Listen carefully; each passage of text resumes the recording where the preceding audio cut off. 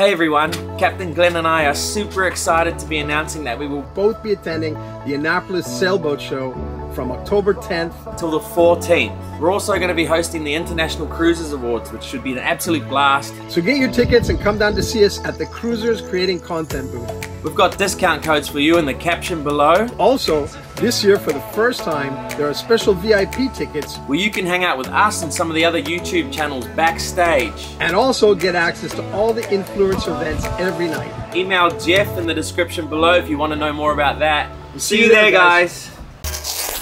Day 2 of our Pacific crossing from New Zealand to Fiji. We've been in an extremely uncomfortable 10-foot confused sea state overnight, and half of our crew of 8 are feeling seasick still this morning. I can feel myself starting to get queasy halfway through. If you have never experienced seasickness before, it is an absolutely horrible feeling, where unlike in a car, you aren't able to simply pull over and recover. It's gusting up to 30 knots out here, so it's pretty extreme. On a boat, you have to simply endure it, using any natural or medicinal measures you can to cope with it. And I had a Parlay bomb this morning, which seems to be going really well. And just pray that you will either get used to the motion of the boat, or that Mother Nature will eventually calm down a little bit. The latter option being the most ideal, but we all know that that is beyond our control most of the time.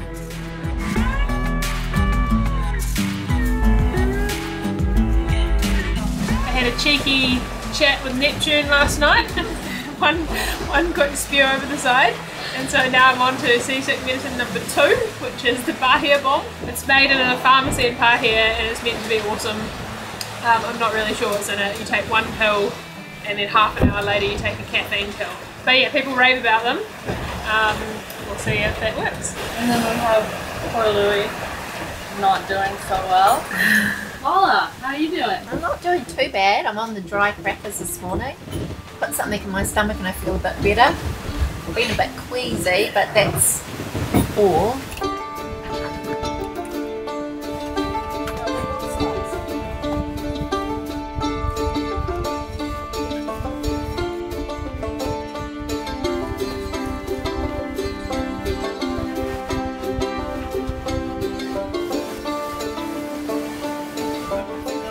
What did you just throw out this morning?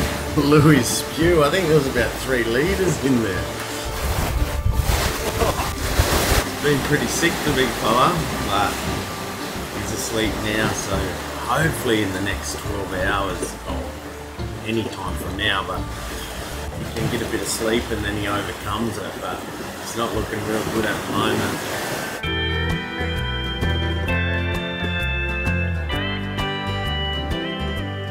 Okay, that's the first 24 hours done at sea. We did 174 miles in the last 24 hours. So we have 633 miles to go to Maneuver. Louis is out for the count. He's filled up a bucket of spew. He's down in the cabin. And, he's in a bad way. But Georgia gave him one of her patches, so we'll see if that helps. But I have to sit down at my computer now. We've got to get an episode out to the Patreons tonight, and it's really rough. I don't know if you can see this, but we're surfing down these waves. So I've got a feeling I'm going to be pretty sick in the next hour, but I got to get it done. So see how it goes. It's gusting up to 30 knots out here, so it's pretty extreme. The forecast says it's going to be like this for another 24 hours, and then it's going to slowly die off to the point where we're motoring. So hopefully the people that are feeling a bit ill will start to come right as the seas flatten out a little bit. So the high winds meant that the sea state did not improve whatsoever throughout the day.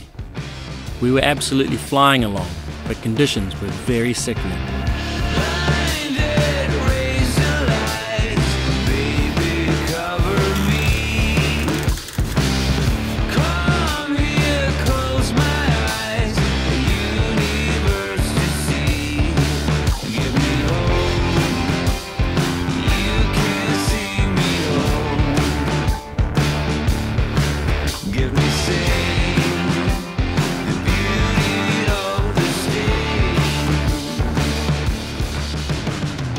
I personally don't normally suffer from seasickness unless I'm looking at a computer screen, and as mentioned, I had a deadline to meet for our patrons' early release of our episode.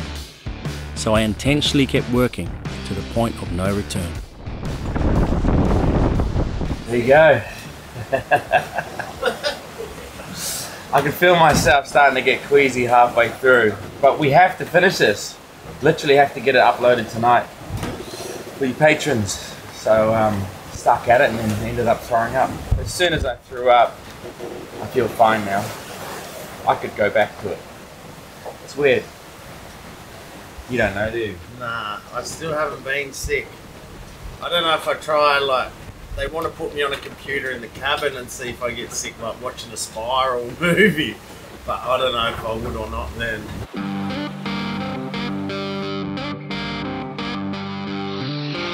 Day 3 of our crossing from New Zealand to Fiji. The conditions have not improved as forecasted, and the boat is rolling around uncontrollably, making even getting a cup of coffee a difficult task. We are hundreds of miles from land, which is a first for a lot of the crew, as the reality of what we are doing slowly sinks in. Feel like doing dishes on the back of the boat. It's an experience. Certainly have to learn how to get your balance, that's for sure. But yeah, no, it's really different. And how are you feeling so far? It's day 3. Day 3, a lot better day 3 because I wasn't feeling too good on my watch this morning between 6 and 8. And I thought, nah, I'm going to take a pill. So first time with a seasickness pill, and I feel so much better. Went and had a couple of hours sleep, and I'm really happy to be feeling great this morning.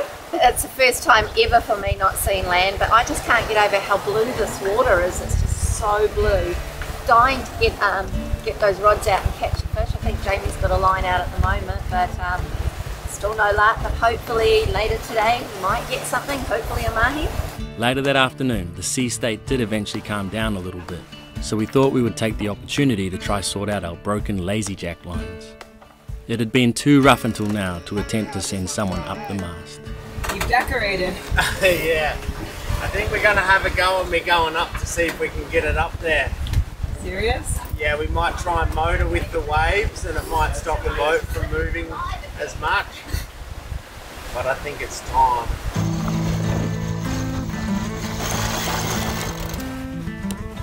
Okay, we're going to try sort this sail bag out.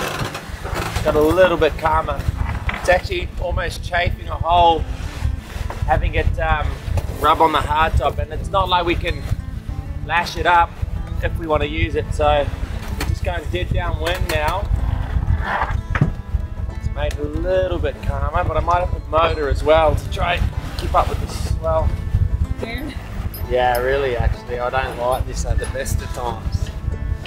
We're out here, but I'm just going to go up a little bit. We'll see how bad it is. I only have to go to the second spreader. I don't have to go right to the top. So if it gets too bad, I'll just come back down. But fingers crossed we can sort it. Because I'm looking at the mess up for the last 2 days just hanging down. It's like a new shade cloth at the moment. Copy how this one's run, eh? Yeah. It's behind everything, basically. Yeah. We figured out what happened. It was the topping lift wasn't tension. When he went to reef, all of the weight of the sail and the boom and everything just went on those lazy jacks, because if your topping lift's not tight, your sail bag and lazy jacks are actually holding up everything. So that was the mistake. So don't forget to tension the topping lift. Feels like we're getting closer to Fiji. This is nice. The seas have calmed down. We're gonna lose all our wind throughout today. We're motoring tonight. This is what happens when you have light air. It starts to slam. Speaking of slamming, we're going to send Jamie up now. He wants to go up, but if he hits his head on the mast and he gets knocked out, then we've got to deal with it, not him. He'll be sleeping. I'll be Louis Anderson. Up! Up! Up!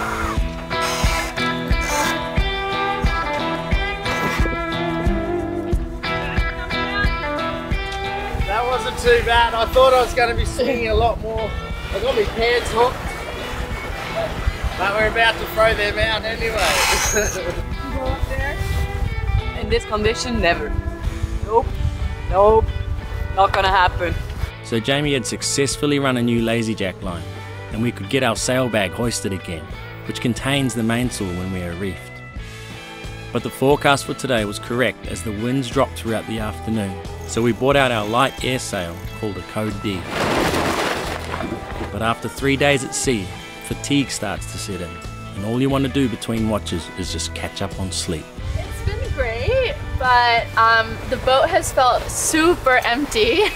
We've all sort of been like the Walking Dead, and not many of us have been awake at the same time. Last night, Paul and I were on our 10 to midnight shift, and I'm looking at Paula this way, and we haven't seen Louis, bless him, for like the full day because he hasn't been feeling good. And I turn around and he's standing right there next to me. Oh my God, it terrified me. I was like, you're alive and you're right here. Oh my God. But no, so far so good. It's getting warmer and the sun's out, so hopefully this continues. I think I'm acclimatizing to it now. My biggest challenge now is trying to stay hydrated, because the more hydrated you are, the less likely you are to feel seasick. But it's a catch-22 because every time I go to the bathroom it makes me feel awful because of like the smell and having to bend over and pump everything out and then the water back in again. So yeah, lots of water, lots of trips to the head, but feeling pretty good so far. What's your drink of choice on this trip? Oh, I actually brought these along to put some gin in them, but everyone's felt too seasick for the old sundowner, so I'm just having soda water.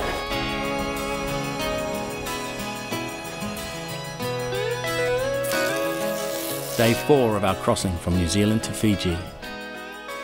The seas have finally calmed down, and the crew are starting to well and truly adjust to life hundreds of miles offshore. The worst of our seasickness victim is almost back to his normal self, and is ready to join his watch partner Jamie at the helm and in the galley. I'm up and about now. I was seasick pretty bad for the first day, but the first day was alright. It was that night I got crook, but now feeling way better now. It's more frustrating not being useful to the team. You know, it's something that obviously happens a lot at sea, but yeah, just more not being able to help or be on watch with Jamie was frustrating for me. But it sort of lasted about 15 hours, and then I joined Jamie on a watch and been sweet ever since. We're just cutting up some food, cooking some lunch. Very creative. When you put me and Jamie's minds together, you know, it becomes very creative. So we're doing toasties for lunch. We've got a new rice cooker too, so it took us half an hour to work out how to use that. So we're at 100%, so we're cooking some rice for dinner now. It's only 10 in the morning or something, but the sails have been covering the solar panel the direction the sun's been hitting us, so we haven't had any power for like 3 days. But we're at 100 now because we have to run the engines overnight where we've lost wind probably for the next 12 to 18 hours. So we get a little bit of power, but the sun's out now, so hopefully it keeps coming in. So I've got to record some voiceovers. It's super calm right now, so we're just motoring. But when you listen to all the noises of the boat, there's a creak in here somewhere. It's all going to get picked up by a voice recorder. So I do my voiceovers with one of these. So I've just sat down for the last couple of days and written all the voiceovers, and then I'll give them to Britt and she'll put them in the right place in the timeline. And then you'll get your episode. But I'm going to have to hide under all these blankets, I think. Hey guys, and welcome to another episode of Parlay Revival. Okay, I think we're good. It's starting to get warmer and warmer as we sail north towards the equator. We also have no wind, so the crew are starting to feel a little hot and restless. I think a mid-ocean swim is in order. Rodi's ready for Fiji with that sarong. Oh, I don't know about the water's actually warm. No, it's not cold. Oh, so you're gonna get in. Shit. I should, but Go on. Right, where's my man to tackle? Come on.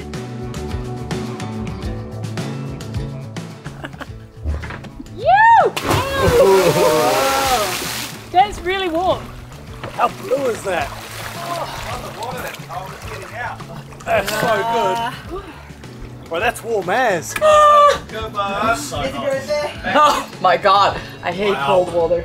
You're 400 miles from land. Oh, shit. That was good. Beautiful.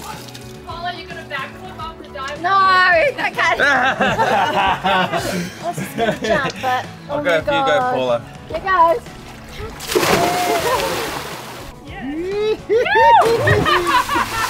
So nice. It's actually not that cold. It's still cold, but it's okay. It's nice. I'm gonna wash my hair now. Nah, I don't want to get wet, really. Have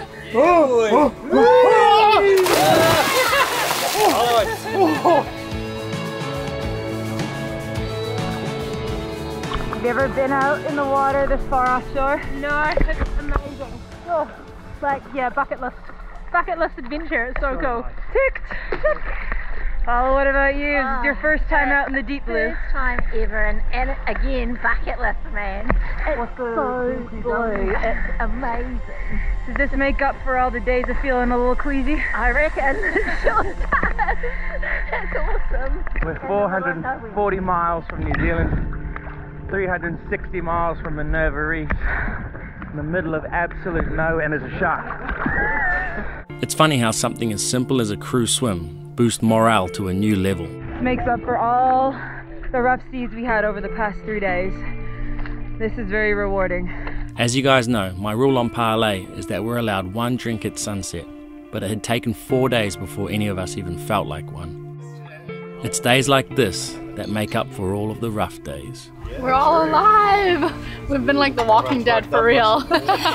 Sometimes no words are necessary as we sit and reflect on all of the different things going on in our lives. For some of us, the fact that this has become our reality instills a feeling of gratitude that's hard to put into words. For others, this experience is a first, a bucket list item that they probably couldn't have dreamt of being a part of a few months earlier. Whatever the backstory, I think it's safe to say we were all feeling very much at peace in this moment.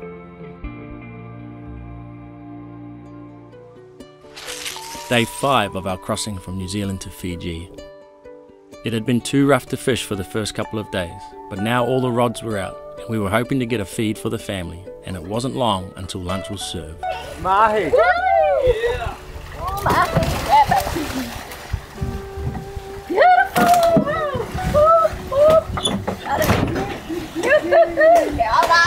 Yeah, boy! Yeah, boy, mahi! How deep did I slip? So we just got our first mahi. We're about 500 miles out of New Zealand. But today Paula's going to fill it for us. So it's our first fish of the trip. Decent fish anyway, so she better not stuff it up. This isn't Paula's first rodeo, and she makes quick work of the mahi-mahi, also known as a dorado or a dolphin fish in other parts of the world. The boys let nothing go to waste as they literally eat the meat straight off the bone, as fresh as it gets. Very fresh. There's a little bit left on there, so I'm just trying to make the most of it.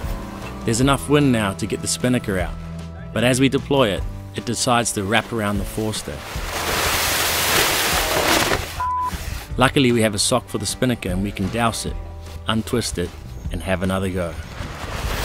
This is the first time we've flown a spinnaker, I think, since we've reinforced that bow, so hopefully that holds. Looks solid. And we got our 7 knots, which is what we're going for. If we can do 7 knots, we can get there tomorrow during the day. If we can't do 7 knots, we'll have to slow right down and go in Friday morning, because you don't want it to go into Minerva Reef in the dark. Day 6 of our passage from New Zealand to Fiji. Overnight we completely lost wind again, so we had to resort to motoring. On the bright side, this will mean that we will arrive at Minerva Reef today, so we are all excited for that. It's finally warm! This morning I had watch from 6 to 8 a.m. and I was in my full sweatsuit and gill jacket, and by 8 a.m. I was boiling hot, like sweating. I had to go and change. Bathing suit is on, shorts and a t-shirt. South Minerva, here we come. This morning's been unreal. The sun has actually got heat in it today, so it's quite nice. Only thing is that we're motoring, but we can't help that. Shots are out. It's finally warm. Summertime. I've got my togs on already in anticipation of Minerva. 20 miles away. Can't believe it. We've been motoring for ages. It's right here somewhere, but you can't see it because it's underwater. South Minerva. We haven't been to South Minerva yet. So we'll check that out while it's calm like this. And then when the shit hits the fan, we'll go to North Minerva. Get some lobsters. So if we make it in time, we'll try and get a quick dive in this afternoon, see if we can get some. We know where they are in North Minerva, so we might have to do a little bit of investigation to find them in South, but I'm pretty sure we're going to get a fair few. Everyone's pretty keen. We've arrived at Minerva Reef. This is the South Minerva, and we're just coming up the outside, and we're trying to catch a fish. We know one of the boats in there. Yeah, that's good there. And they caught a wahoo and a yellowfin tuna right here. The Minerva Reefs are atolls, which are submerged volcanoes which have formed over millions of years. The reefs are still in dispute as to whether they belong to Tonga or Fiji, and a group of Americans even tried to claim it in 1982, unsuccessfully of course. The reefs have taken many ships over the years, with the first known European one being a whale ship called Minerva in 1829. Today, this place acts as a safe haven for yachts cruising between New Zealand, Fiji and Tonga, which is exactly what we were going to use it for before we set sail onwards to Fiji. This is so cool. This was on your bucket list? Yeah, we've had this on a bucket list for 5 years and we're here and it's been nuts. We've just come in under Spinnaker, like 20 meters from the reef with just bright blue water. It's unreal. It's so cool. Bucket list, it's amazing. And look at that water. Oh my gosh, it's just turquoise. It's so beautiful. Oh, you just want to tune it, don't you? Yeah, that's what I'm waiting for, those lines to scream. Come on, fish. It's nice to be back. This one's a bit different than Minerva North though. It's that nice figure 8 shape coming in, so just beautiful. This is why we do these things, guys. This is why we suffer for 5 days out at sea non-stop to come to great places like this. Very cool. I don't know, 3 of those days were pretty bad. Are you getting a close-up of my teeth or what? Thanks for watching guys, and join us at the usual 8 AM Eastern Standard Time next Sunday to see what sort of mischief we get up to exploring the incredible Minerva Reefs. Wow, there's a few sharks around and Jamie shot the fish and he basically dropped the gun and hit the surface. Straight into the dinghy. I wasn't stuffing around.